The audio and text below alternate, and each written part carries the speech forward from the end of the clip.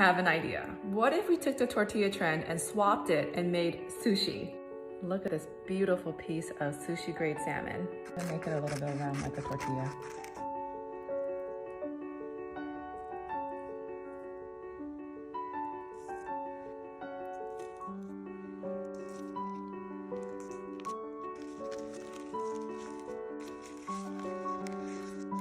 This is just a twist on your traditional sushi hand roll. These cookies are a staple in my house. I literally make them every week. They are made with only 4 ingredients, which you probably already have in your kitchen right now. You'll need a banana, peanut butter, rolled oats, and dark chocolate. That's it. I started making these originally when I used to have old bananas laying around. And now I find myself looking for ripe bananas just to make these. They are so yummy, plus healthy, so you can have them for brekkie on the go, school lunch boxes, or great when you have a sweet craving. There's one issue. They are pretty addictive, so once you start, you keep wanting more. Here is a super easy low-carb meal that you will definitely want to put into your rotation. Start by cutting your cauliflower into bite-sized pieces. Microwave 1 block of cream cheese for 1 minute and then add 2 tablespoons of ranch seasoning. Add in your cauliflower and then you just want to stir it to coat all the cauliflower with the cream cheese and ranch. Preheat your oven to 375 and brown up 1 pound of sausage. I am using hot. Once your meat is good and brown, take it out of the pan to remove any excess oil, and then we are going to start layering our casseroles.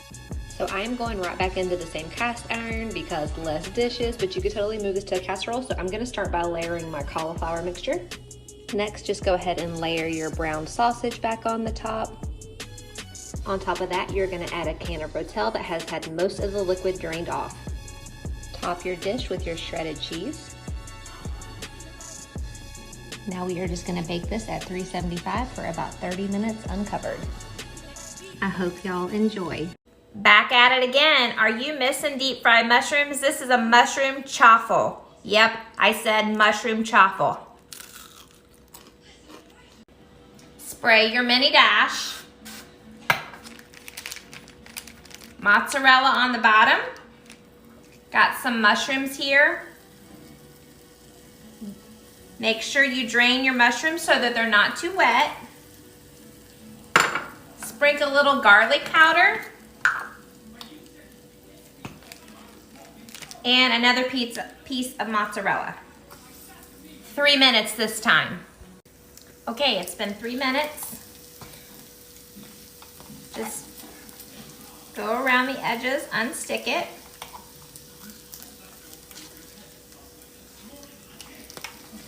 And pull it right out.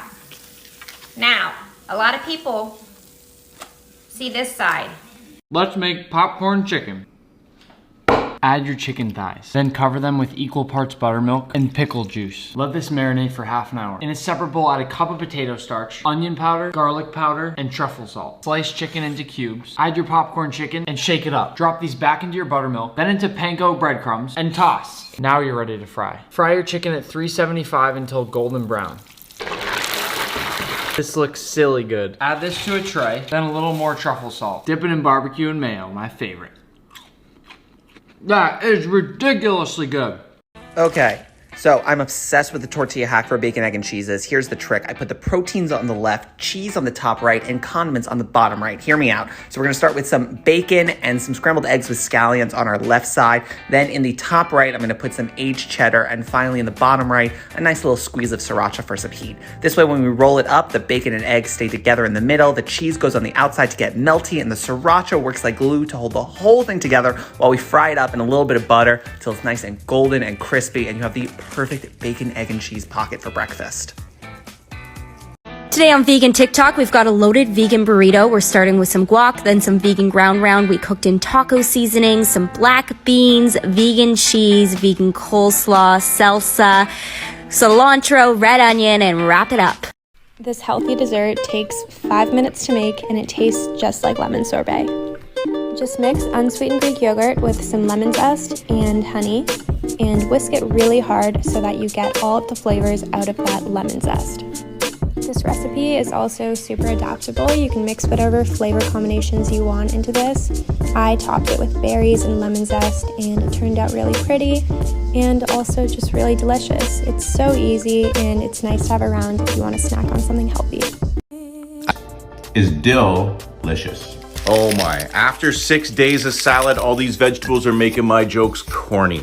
Catherine wanted to bust out the finest Greek salad ever. She understands the ratio of lettuce to vegetables, giving that amazing texture and flavor. She also understands the love of feta cheese. 2/3 goes on top of the salad, 1/3 into a small bowl. Now in comes some finely chopped dill, a little bit of fresh garlic microplaned, some white sugar, some unfiltered extra virgin olive oil, red wine vinegar, and what's that? Fresh buttermilk? Whoa, things are getting freaky in there. Remember to salt and pepper and use the back of the spoon to crush the rest of that feta cheese. Makes it silky and delicious. That's it, wrapped up day 6. Hit that follow button to find out what day 7's gonna bring. I'm going to show you what you can do with your leftover takeout rice. Back at school, my first meal was Thai. But for some reason, there's always more rice than there is entree.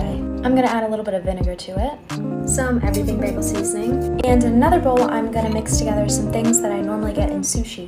I have some shredded cucumber and carrot. I'm gonna add some vegan cream cheese and some tofu. I normally get a veggie roll, so I'm gonna stop here, but fish would be good in this too. Now grab some plastic wrap, or whatever you can find, and spread on an even layer of rice and some of your veggie mix. And squeeze this into a ball. And now you can pan fry them.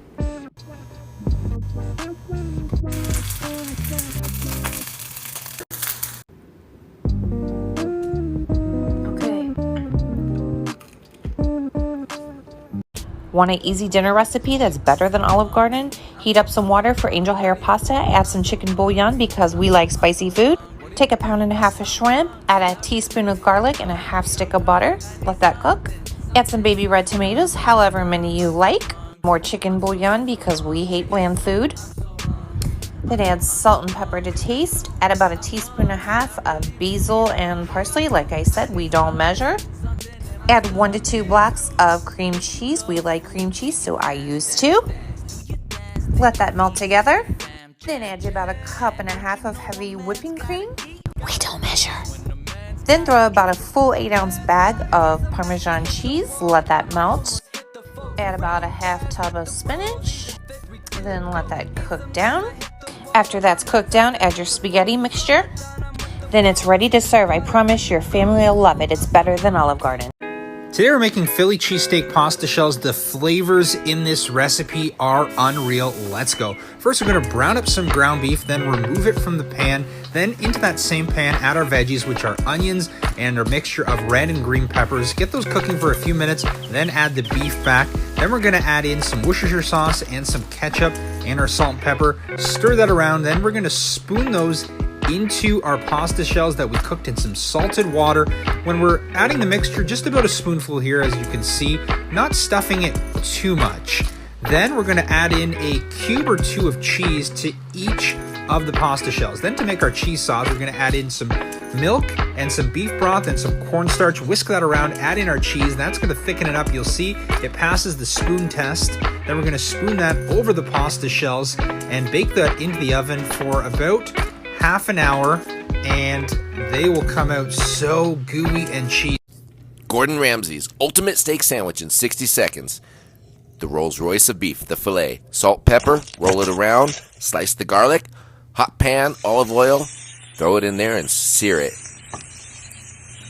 Time to roast the garlic, fry the thyme, finish searing that steak, put the thyme on the garlic, steak goes on that, add butter and baste.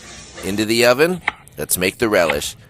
Red onion, chili pepper, and tomatoes. You can use all red, but the yellows are really nice. Olive oil, add those chilies and onions in there. Salt and pepper, add the tomatoes.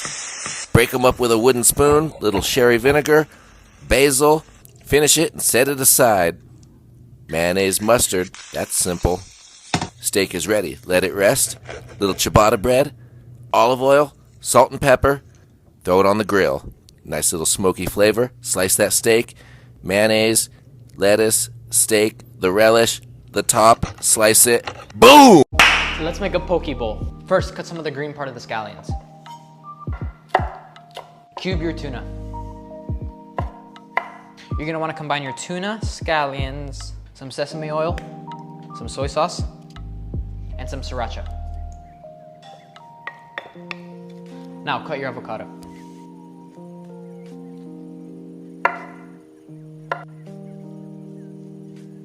Combine mayonnaise and sriracha. Assemble your poke bowl with sushi rice. Season with some soy sauce. Add your tuna, your avocados, purple cabbage.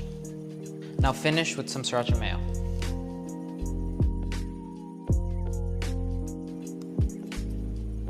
Fantastic. 2-minute banana cream pie. Start with 1 biscuit from the can. Microwave for about a minute. Cut up a banana and place it in a bowl with a few slices left over. Add powdered sugar, cream, and vanilla to a rough mash. Place the mix on top of your cooked biscuit and finish with the banana slices. What's up everyone? Today I'm going to teach you how to make my family's version of Newfoundland slush that we call bottom-up slush, because after 1 glass you'll be face down and arse up. Start by bringing 7 cups of water and 1 3/4 cup of sugar to a boil.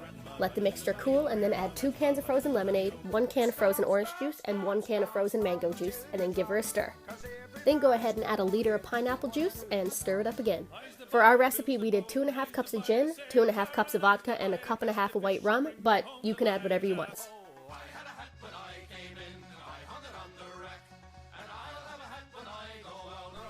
Then give it a stir again. Here's the most important part, your salt beef bucket, which will freeze your slush in. Go ahead and transfer your slush to the beef buckets. Here's where we decided to add the rum. We added a little bit of purity syrup for color.